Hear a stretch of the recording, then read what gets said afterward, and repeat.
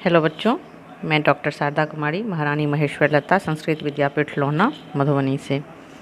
बच्चों, आज हम शास्त्रीय प्रथम खंड के लिए जो हमने गुप्त वंश प्रारंभ कर रखा है पूर्व से ही, और उस पर हमने 2-3 क्लास किए हैं और उस पर डिस्कशन किया है।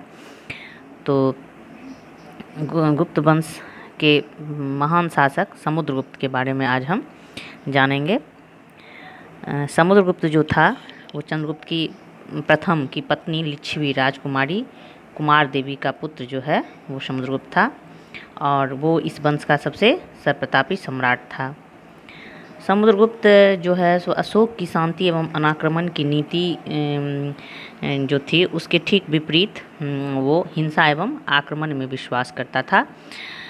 समुद्रगुप्त के दरबार में प्रसिद्ध कवि हरिसेन रहता था, जिसने इलाहाबाद प्रयाग के प्रशस्ति लेख में समुद्रगुप्त के विजय अभियानों का उल्लेख किया है। यह अभिलेख जो है उसी स्तंभ पर खुदा हुआ है जिस पर अशोक का स्तंभ लेख है। उस स्तंभ लेख पे अशोक का, फिर समुद्रगुप्त का और जहांगीर जो मुग़ल शासक जहांगीर था उसके भी अभिलेख खुदे हुए हैं। तो ये अशोक के स्तंभ लेख पे हरिसेन के द्वारा प्रयाग प्रशस्ति लेख में समुद्रगुप्त के विजय अभियानों का वर्णन हमें मिलता है। उसे अपनी विजयों की उद्घोषणा हेतु अश्वमेध यज्ञ भी संपन्न करवाया था। समुद्रगुप्त के जो सिक्के प्राप्त हुए हैं उसमें कुछ सिक्कों पर जो है अश्वमेध पराक्रमण लिखा हुआ है। कुछ सिक्के हैं जिस पे उसे बीना बजाते हुए दिखाया गया है, जिससे ये पता लगता है कि संगीत का संभवतः वह प्रेमी था, संगीत में रुचि रखता था, खासकर बीना में।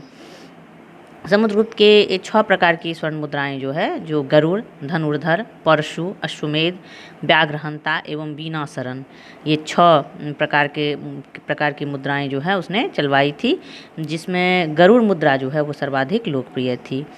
अपने सिक्कों पर समुद्रगुप्त ने अप्रतिरथ, व्याघ्र पराक्रमांक जैसा बिरुद जो है वो खुदवाए हुए है, और इस तरह का बिरुद वो धारण किए हुए था। समुद्रगुप्त ने धरणी बंध, पृथ्वी को बांधना, अपना वास्तविक लक्ष्य बनाया, और समुद्रगुप्त के जो जीते गए क्षेत्र हैं वो लगभग 5 भागों में विभाजित किए जा सकते हैं। प्रयाग प्रशस्ति के अनुसार जो है जो उसका दिग्विजय था वो हमें प्रयाग प्रशस्ति में पूर्ण विस्तृत रूप में मिलता है। आर्यावर्त विजय, मनुस्मृति में पूर्वी समुद्र से लेकर पश्चिमी समुद्र तक एवं विंध्याचल हिमालय पर्वत के बीच का क्षेत्र जो है उसे आर्यावर्त कहा गया है। तो इस अभियान में उत्तर भारत के 9 राजाओं को समुद्रगुप्त ने जो है परास्त किया था। ये 9 शासक रुद्रदेव, मातिल, नागदत्त, चंद्रवर्मा, गणपति नाग, नागसेन, नंदी, अच्युत एवं बलवर्मा थे। आठविक राज्यों की विजय, फ्लीट महोदय के अनुसार उत्तर प्रदेश के गाजीपुर जिले से लेकर मध्य प्रदेश के जबलपुर जिले का जो वन प्रदेश का क्षेत्र है उस क्षेत्र में आठविक राज्य विस्तृत था। इन आठविक राज्यों की संख्या 18 थी। इन राज्यों को जीतकर उन्हें अपना सेवक बनाया था समुद्रगुप्त ने। दक्षिणापथ की विजय, दक्षिणापथ से तात्पर्य उत्तर में विंध्य पर्वत से लेकर दक्षिण में कृष्ण तुंगभद्रा नदी प्रदेश तक का जो क्षेत्र है वो दक्षिणापथ का क्षेत्र कहलाता है। प्रयाग प्रशस्ति की 19वीं एवं 20वीं पंक्ति में समुद्रगुप्त द्वारा जीते गए दक्षिणापथ के 12 राजा जो है उसको इस प्रकार दिया गया है।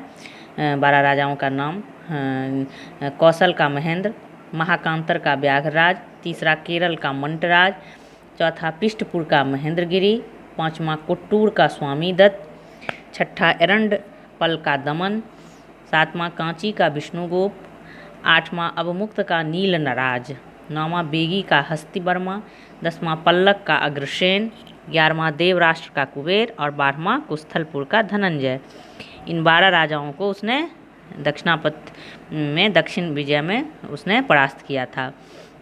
लेकिन इन राज्यों को उत्तर क्षेत्र के उत्तरापथ के जो राज्य थे, उत्तर तरफ जो राज्य थे, जैसे आठविक राज्य या आर्यावर्त का जो क्षेत्र था उसमें उसको जीतकर उसने अपना सेवक बनाया था, उस तरह से इन राज्यों के साथ उसने व्यवहार नहीं किया, बल्कि इन दक्षिण के राज्यों को जीतकर इनके साथ सर्वकर ग्रहण मोक्षानुग्रह, इसका तात्पर्य होता है कि उपहार प्राप्त कर उनका राज्य उन्हें वापस दे दिया जाता है। तो उसने इन राज्यों के साथ सर्वकर ग्रहण मोक्षानुग्रह की नीति को अपनाया। तो इस तरह से बच्चों हम देखते हैं कि समुद्रगुप्त जो है वो एक महान शासक था और अपनी विजय के द्वारा उसने बहुत सारे क्षेत्रों का विस्तृत किया, उत्तर में भी और दक्षिण में भी। तो आज हम समुद्रगुप्त के बारे में इतना जाने हैं। आगे अन्य कक्षा के दौरान अन्य क्लास में समुद्रगुप्त से संबंधित अन्य बातों के बारे में जानकारी हासिल करेंगे। आज के लिए इतना ही, धन्यवाद।